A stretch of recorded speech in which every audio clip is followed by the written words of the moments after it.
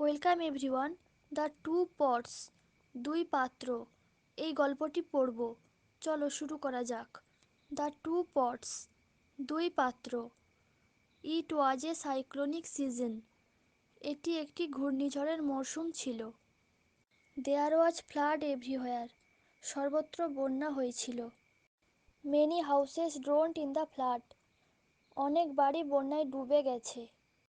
There was a copper pot and an earthen pot in a house, একটি বাড়িতে একটি তামার পাত্র এবং একটি মাটির পাত্র ছিল। Both this were washed away in the flood to a river, এই দুটি বন্যায় নদীতে ভেসে গেছে। The copper pot called the earthen pot and said, তামার পাত্রটি মাটির পাত্রটিকে ডেকে বলল, you are made of mud, তুমি মাটির তৈরি।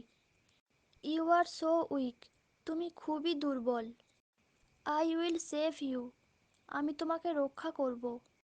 দ্য আর্থেন পট রিপ্লাইড, মাটির পাত্রটি উত্তর দিল, thank you for your kindness, তোমার দয়ার জন্য ধন্যবাদ।